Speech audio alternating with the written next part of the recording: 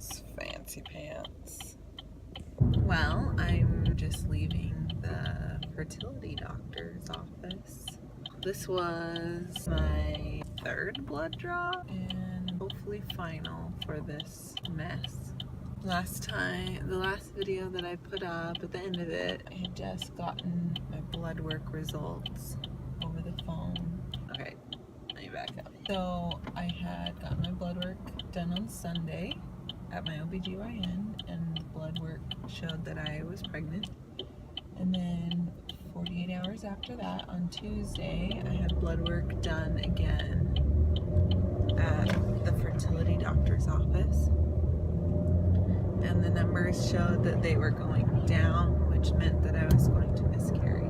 And then I had them done again 48 hours after that, just to show that they were still going down. And they were. And then they told me to come in a week later, which was today. And I'm hoping that all of the numbers are at 0. If the numbers aren't at 0, that means there's still pregnancy hormones in my body, and they would need to do something to help me fully miscarry. But I bled for like 3 days straight, and then it stopped, and I'm guessing the bleeding was just the miscarriage, and now that it's stopped, it means that it's out of my body. I don't know. The nurse said that it's pretty unlikely that they'll have to do anything, just because of how fast the numbers were dropping in the previous blood work. It's just a formality to make sure that it's all taken care of and that my body did what it's supposed to. And that's kind of been something I've been laughing about through this horribleness. My body can't get pregnant on its own, yet it can miscarry on its own. And I don't know if that's a horrible, horrible joke, or if it's something that I should be grateful for, or both. I don't know. But I am glad that I was able to miscarry naturally, and I didn't need any procedure or medicine to make me miscarry. So that is one good thing, I think. I don't know. Maybe that's a sick thing for me to joke about, but it's kind of helped me cope. That just knowing that my body can do what it's supposed to do, even if it's something I don't want it to do. I just want to do an update about how I'm feeling and what my life has been like for the past 2 weeks-ish. I got the news last week on Tuesday that I would be miscarrying. Kind of sucked because I was out hiking. My friend Haley and I were trying to go on a hike. The trail was nowhere. We couldn't see a trail, and then we figured out that it was covered in snow. We were going to go down the hill back to my car and then find a new hike when I got a call from the nurse. By the way, why do nurses call? If you know this answer, please inform me. Why do nurses call with the bad news? Why are they given that horrible, horrible task? I'm paying the doctor big freaking bucks for this stupid procedure, and when it doesn't work the way it's supposed to, he should be the one that calls me. Just saying. Doctors, nurses, what's happening? Anyways, my rant. So I got the call from the nurse. I held it together okay. Poor Haley. She was being helpful in that she wasn't trying to pressure me to say something or to act in a certain way. But I felt bad that she was there and had to bear the bad news with me. I got the call from the doctor, and I called AJ and told him, and he said, "Oh, I'll come home." He was at work. I said, "Well, I'm up in the mountains. I'm gonna come home now, but it's gonna take me probably an hour to get home, so don't rush," and whatever.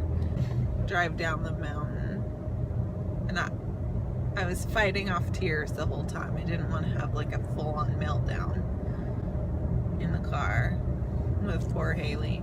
I just wanted to be home and out of the freaking car, and I just wanted to be alone. And the car was taking forever in front of us. Walk into my door and I just break down. I'm just sobbing. So I'm at home crying. Can't non-stop crying, like sobbing, not just tears streaming down my face, full on sobbing. So upset. I kept thinking, like, why did I need to get pregnant if it was just going to miscarry? What was the point of it? I've always talked about how I need to find meaning in these things that are happening, and I was searching for meaning that Tuesday afternoon. I needed to know why. So then AJ got home. I kind of stopped crying by the time he got home. I took a shower, was just relaxing and watching TV, and then when he got home, the tears came again. More whys. I don't understand this. And AJ was really helpful and just said, hey, bad things happen, and everyone has trials. Everyone has bad things that happen to them. Why shouldn't you? That was kind of like, oh, you're right. Why shouldn't they happen to me? I'm not immune. I'm not better than anybody else. Bad things do happen to me, and they will happen to me, and that's part of life, and I get to choose what I'm going to do with that bad news and those bad things, and I can choose to be bitter and resentful and full of hatred and anger, or I can look for the good and the positive and the strength that I've gained or that I will gain from whatever bad comes my way. So that was kind of a light switch moment for me, like, oh, I have to experience bad things. What? That's not new. Tuesday, I think we just stayed at home. I can't really remember. Wednesday, I woke up in tears. I woke up crying. And AJ was like, what is wrong? What's going on? I just woke up and I had remembered the day before. And I was sad all over again. So I was crying because I remembered Tuesday. Mostly Wednesday was a better day. I didn't cry as much on Wednesday. And I can't remember if it was Wednesday or Thursday, but I got up, got ready, did my hair, my makeup, and I was feeling a lot better. It was Thursday. My friend Morgan invited me to come to the park. I was out running some errands and said, okay, well, I'll be there in like 20 minutes. And when I got there, I saw all the kids running around and all the moms, and there were a couple of pregnant ladies, and I just got sad all over again, and I couldn't stay. I didn't even get out of my car. I got there, pulled into a parking spot, looked around, and then bolted. And I texted her and I said, hey, I can't be at a kid's park today. There's too many emotions happening. And the rest of the week was pretty good. I was feeling a lot better. I went to dinner with my sister on Friday. It was nice to just get out of the house, not think about the blah.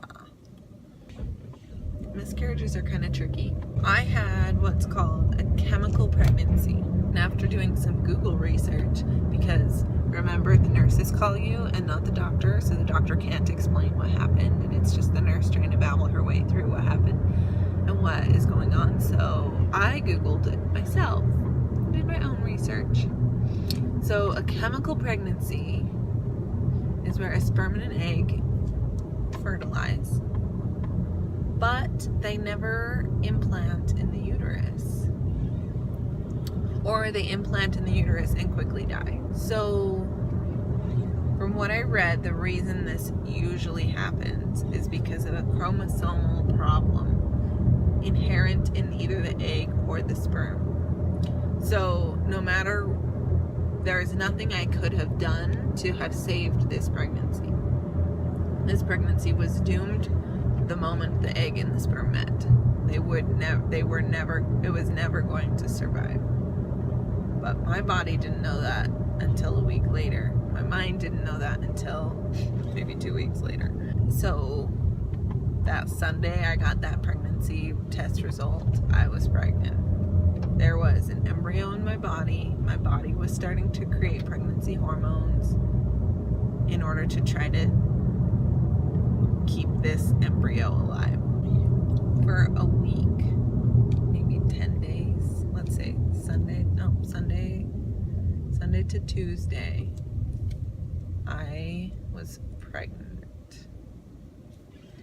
And you know what? The most frustrating thing with a miscarriage is that I had created this dream in my mind of how this was going to go. I downloaded baby apps so that I could track the growth of my baby.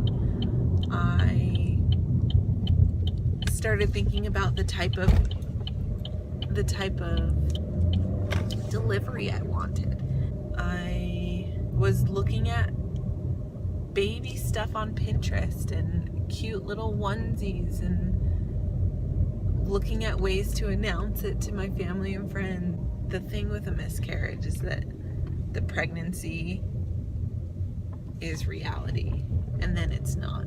I don't know about for anyone else, but for me that was the hardest part, was that my reality shifted to you're pregnant, and then it shifted very quickly, insanely quickly, painfully quickly into you're not pregnant. And that whole dream that you had, yeah, that is not yours anymore to have.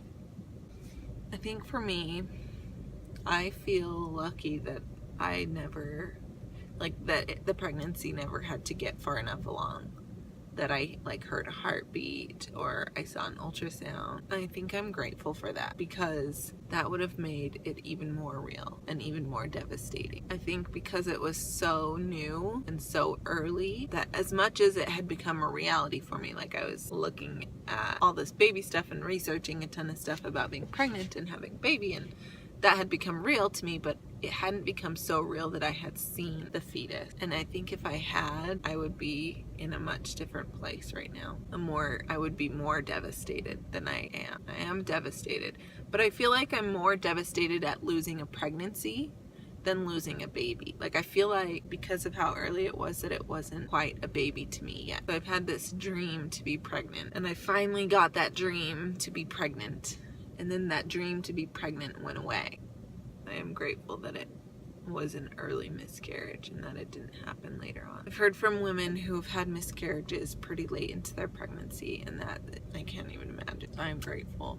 Before I found out about the miscarriage, with the blood result, I had told my family and AJ's family that I was pregnant. I had told my parents and my siblings on our messaging app that we use called Marco Polo. I just held up the pregnancy test in a video without saying anything and watched everyone's responses.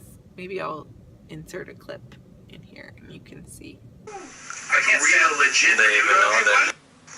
What? Is that what I think it is? You're pregnant! Does your mother know, or is this gonna where she finds out? This is where everyone finds out. When I could, because I'm so excited.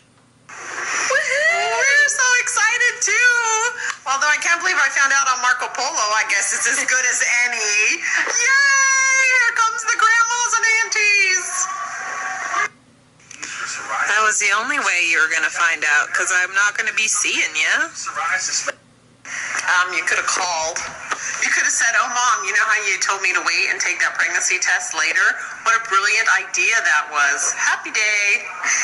So how many weeks? Any morning sickness yet? Or are you going to be just like your mom and never get sick? Well, we know exactly how many weeks because we know exactly when the sperm met the egg.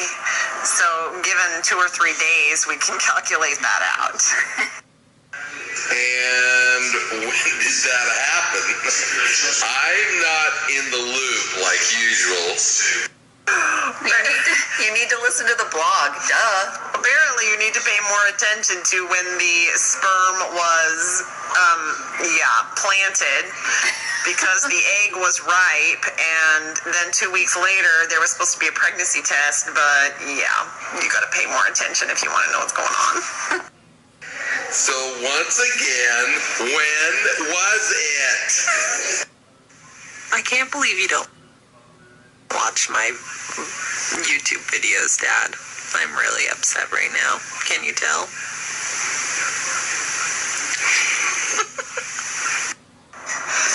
May 10th was the big day. So you can count forward 44 weeks from May 10th. I watched the first one, but I've not gotten any notice on any of the others. Facebook. Okay. I still have no answer. 4, 5, 6, how many weeks? Yeah, I definitely put links in Facebook all the time. All the time. Just not very aware. If everything happened when it was supposed to happen, I'm like 5 weeks and like 4 days or something. But I haven't had a blood test or anything yet, so I don't know. I'm going to go in tomorrow morning for a blood test just to check and make sure everything's good.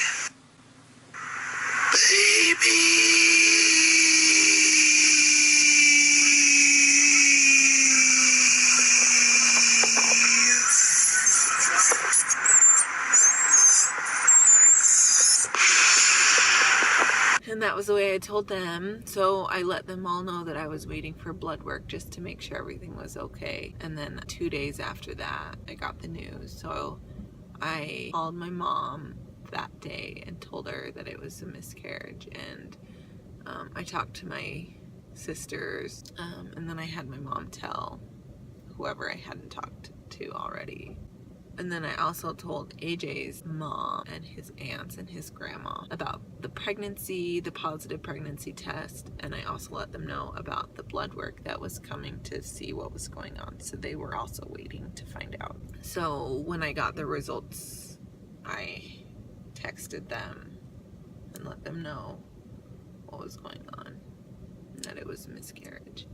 And I'm really glad that I told. Sounds like I told a big secret. There's a big debate about, like, do you tell people before your second trimester? Because what if it doesn't stick? And I am of the belief that we need community and family to get through hard things. And that means telling people hard things. If I had chosen not to tell anybody what was going on, I would have had to go through this completely alone. And I can only imagine how hard that would have been.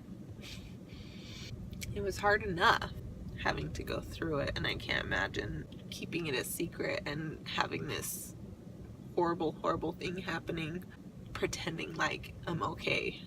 So I didn't have to pretend. People knew that this horrible thing was happening. They couldn't fix it. Of course they can't fix it. There's nothing they could say that would make it better. But there's this sense of togetherness that I felt. That yes, my body had to do this alone and that my heart had to do this alone, but I wasn't alone. And I think that is why I told people, my very close friends and family, so that I wouldn't be alone. I don't think we're meant to be alone. We're meant to be a part of families and communities, and those families and those communities are supposed to help us when the unimaginable happens. But if we don't share, then we're closing ourselves off. And I had this internal debate when I was waiting for the blood work and I hadn't told anybody yet.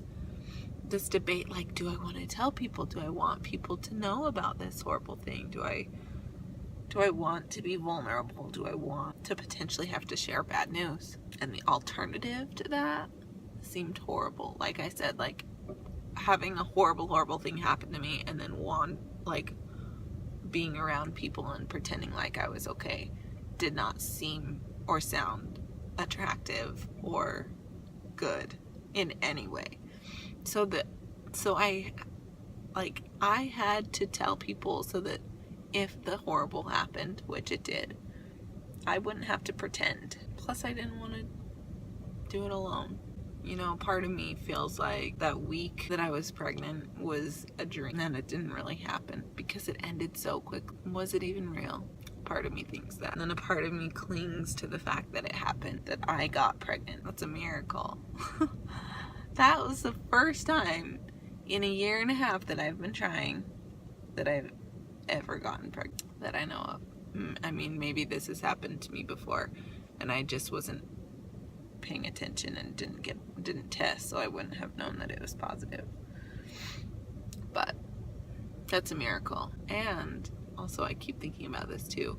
I'm so grateful that I didn't miscarry at Lake Powell. So grateful that all that I had there was just a little bit of spotting and some cramping.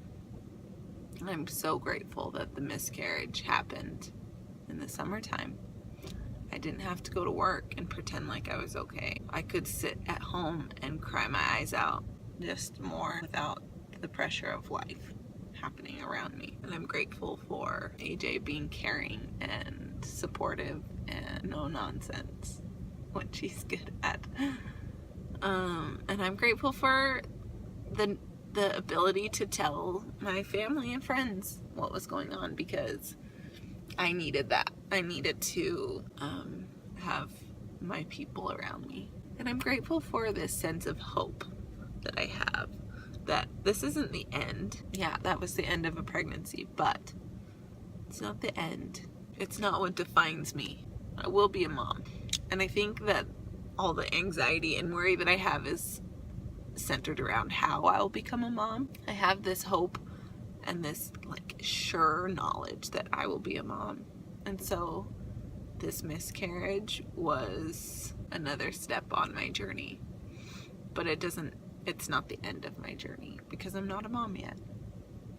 Whether I become a mom through pregnancy or through adoption, I don't know yet. And I think that's part of the anxiety and the worry through this fertility journey.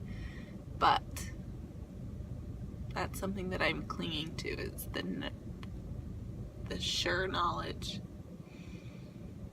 that I will be a mom. That's really what I want. So maybe that's another devastating part of the miscarriage journey, is that I thought that I was finally going to be a mom. I thought that it was the time, and then my time had come, but not yet. Well, it's a beautiful morning today. The sun is shining. The sky is blue. I can hear birds chirping from my car. And I am genuinely happy today. I have so much to be grateful for. Like AJ said, hard things happen to everybody. Who are you to think they can't happen to you? And even in the hard stuff, there's still joy. There's still so much happiness. God is good. Anyways, thank you for watching. Thank you for being there for me on this journey.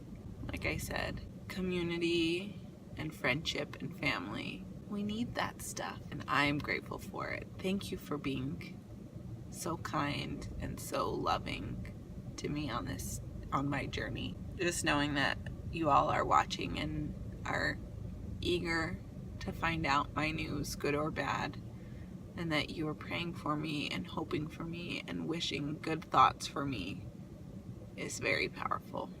And I can feel your love and your support. So thank you so much. I will, of course, keep you updated on this journey. It is not over. Anyways, until next time, bye.